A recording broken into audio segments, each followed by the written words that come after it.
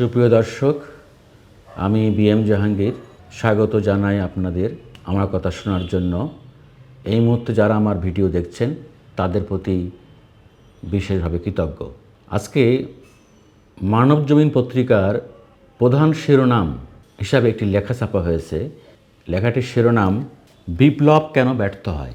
এটি লিখেছেন মানবজমিনের সম্পাদক, খুবই সাহসী সম্পাদক, আমাদের প্রিয় বড় ভাই মতিউর রহমান চৌধুরী।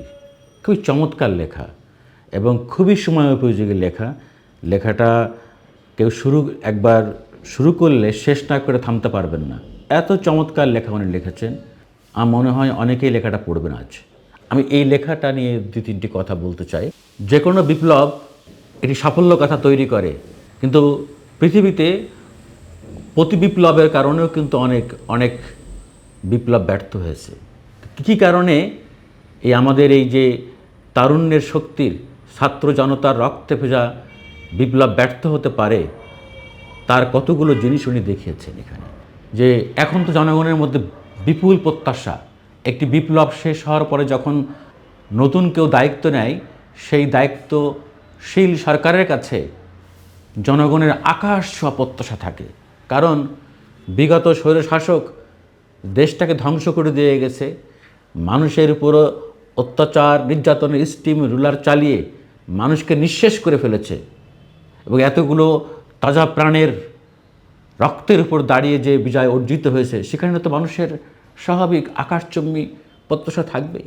কিন্তু আমাদের সবাইকে প্রথমত ধৈর্যশীল হতে হবে। সব প্রত্যাশায় রাতারাতি পূরণ হবে না, এই কথাটি মতিউর রহমান চৌধুরী বলেছেন।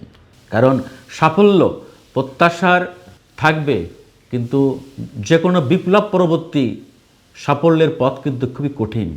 এবং এই বিপ্লবের প্রতিবন্ধকতা হিসেবে কাজ করে কিন্তু কয়েকটি কার্ড এখানে কাজ করে। এবং একটা হলো গুজব।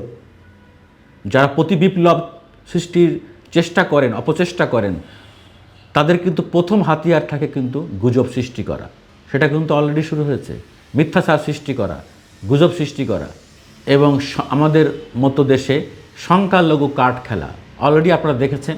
বিপ্লব সফল হওয়ার পরপরই নতুন সরকার দায়িত্ব নেওয়ার সঙ্গে সঙ্গে কিন্তু প্রথম যে কার্ডটি খেলে দেওয়া হয়, যে সংখ্যালঘুদের উপরে ব্যাপক নির্যাতন হচ্ছে, সংখ্যালঘুদের বাড়িঘর পুড়িয়ে দেওয়া হচ্ছে, মন্দিরে হামলা হচ্ছে, সংখ্যালঘুরা দলে দলে শত শত লোক সীমান্ত দিয়ে পালিয়ে যাচ্ছে, দেশ ছাড়ছে।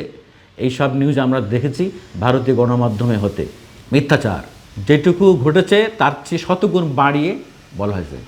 অস্বীকার করছি না যে কিছু যে ঘটনা তাই নাই, কিন্তু ঘটনা যদি ঘটে থাকে দুইটা, সেটাকে ফুলি ভাবিয়ে বলা হয়েছে 50টা ঘটনা ঘটছে। এগুলোই কিন্তু কনস্পিরেসি, ষড়যন্ত্র। ইতিমধ্যেই কিন্তু ডক্টর ইউনূস সাহেব বলেছেন, আমাদের প্রধান উপদেষ্টা, যে সংখ্যালঘু বলে কোনো কিছু নাই। নাগরিক, প্রত্যেককে বাংলাদেশের নাগরিক হতে হবে।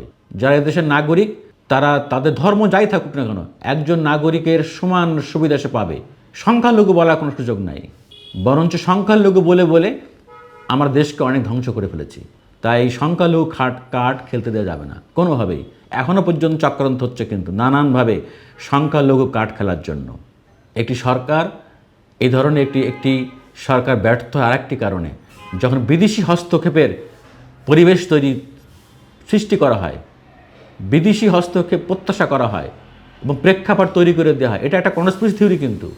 ফলে এমন কোনো প্রেক্ষাপট পরিস্থিতি তৈরি করা যাবে না যাতে আমাদের এই অর্জিত স্বাধীনতা, নতুন স্বাধীনতা কেড়ে নেওয়ার জন্য আমরা কোনো বিদেশি হস্তক্ষেপের মুখোমুখি হই। এই বাংলাদেশ শেষ হয়ে গেছে কিন্তু নানান রকম বিদেশি হস্তক্ষেপে। আমাদের সুন্দর বাংলাদেশ আমরা নিজের পায়ে শক্তিশালী হয়ে দাঁড়াতে পারিনি কিন্তু বিদেশি হস্তক্ষেপের কারণে, নানান কারণে। ফলে 650 জন তো অলরেডি জাতিসংঘের মানবাধিকার কমিশনের রিপোর্টে চলে আসছে যে 650 জন লোক শহীদ হয়েছে, মারা গেছে এই বিপ্লবে। তাদের রক্তের সাথে বেইমানি করা হবে যদি আমরা কনস্পিরেসি করি।